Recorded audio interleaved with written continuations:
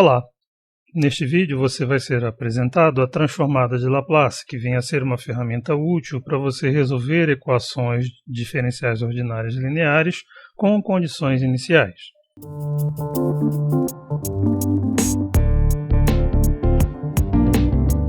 A transformada de Laplace se refere a funções f de x, com domínio de 0 até infinito.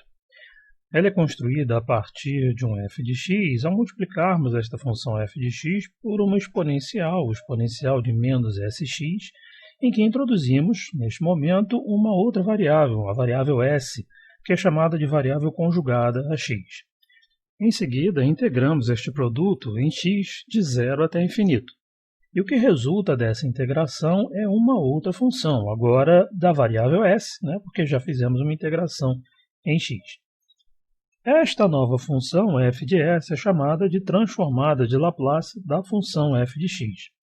E é comum também utilizarmos esta outra notação. A transformada de Laplace, como veremos em outros vídeos, ela pode ser usada para transformar equações diferenciais ordinárias lineares na função f de x em equações algébricas lineares na transformada f de s. A transformada de Laplace é um exemplo do que é chamado de transformada integral e que tem um pouco a ver com a ideia de multiplicação matricial e de transformação linear, como a gente vai ver ainda neste vídeo. Este vídeo poderia terminar aqui, é onde muitas introduções à transformada de Laplace terminam, mas eu vou falar um pouco mais sobre transformadas integrais. O restante desse vídeo é material opcional, mas eu sugiro que você assista até o final. As transformações lineares são um capítulo importante da álgebra linear. Não é minha intenção aqui me aprofundar muito no assunto, no momento, eu só quero mesmo te dar um contexto, onde você pode situar a transformada de Laplace. Mas uma transformada linear ela se refere a operações sobre vetores, sobre elementos de um espaço vetorial, operações essas que são caracterizadas pela linearidade, ou seja, a transformação de uma combinação linear é a combinação linear das transformações, basicamente é isso. E um exemplo de transformação linear é composto pelas rotações de vetores em espaços tridimensionais. Imagine então um espaço tridimensional com eixos x, y, z ortogonais e considere um vetor neste espaço com 3 componentes, vamos chamar também de x, y e z. Esse vetor pode ser representado através de uma matriz coluna, uma matriz 3×1, e digamos que você queira girar este vetor em torno do eixo z, de um certo ângulo θ. Este novo vetor terá componentes, vamos dizer, x', y' e z'. Estas novas componentes poderão ser relacionadas com as componentes do vetor original através de uma transformação linear, representada, nesse caso aqui, por esta matriz. Então veja que operações matriciais são importantes para a descrição de transformações lineares, o que nos leva então à questão da multiplicação matricial. Vamos agora relembrar rapidamente como é realizada a multiplicação matricial. Imagine, por exemplo, uma matriz 3×3 como esta daí na tela. Os elementos da matriz possuem 2 índices. Por convenção, o primeiro índice está associado à linha horizontal e o segundo índice associado à coluna vertical.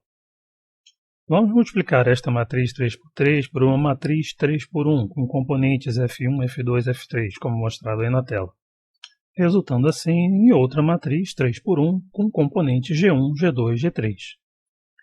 O elemento G1, por exemplo, é dado pela contração da primeira linha da matriz A com a matriz F, o que resulta nesta expressão. Você pode escrever esta expressão de um modo mais compacto, com esta somatória. Aqui, o índice de linha é fixo, no valor 1, e o índice de coluna é que vai percorrer todos os seus possíveis valores, no caso 1, 2 e 3. Como seria então para o cálculo do G2? Isso corresponderia à contração da segunda linha de A com o F. A estrutura da somatória é a mesma, basta trocar o índice de linha de 1 para 2. Idem para o cálculo do G3. A gente já pode escrever dessa forma. Em geral, então, se você quer calcular o GM, você pode escrever esta expressão desta forma. Esta somatória vai expressar, de um modo geral, a regra de multiplicação matricial. Mas o que a multiplicação matricial teria a ver, então, com transformadas integrais e com a transformada de Laplace? Bom, observe o vetor f. Ele é caracterizado, representado ou determinado, como queira, pelos seus três componentes, aqui f1, f2 e f3.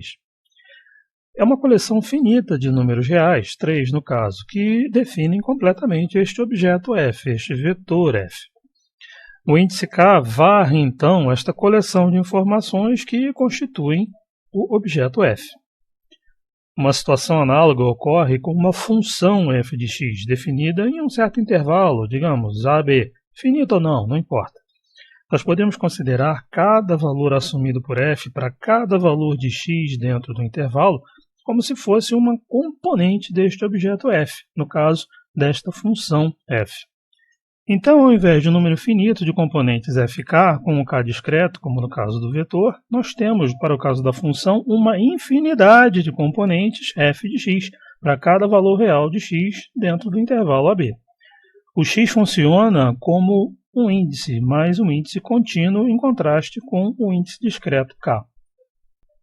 Seguindo a mesma ideia, uma função de duas variáveis pode ser vista como o análogo de uma matriz cujos elementos possuem dois índices.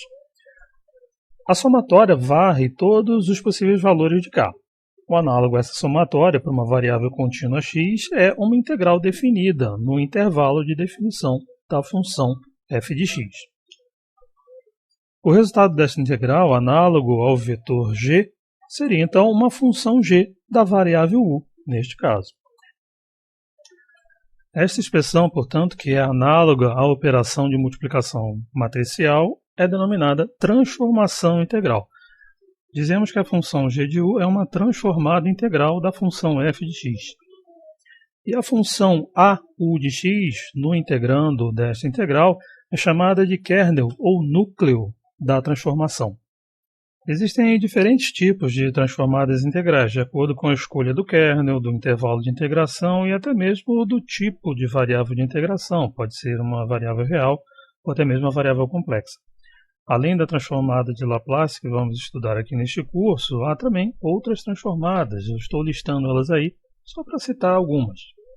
No caso da transformada de Laplace, o kernel é a função exponencial de menos sx, onde se usa a variável s ao invés de uma variável u, tradicionalmente. E o intervalo de integração vai de 0 até infinito.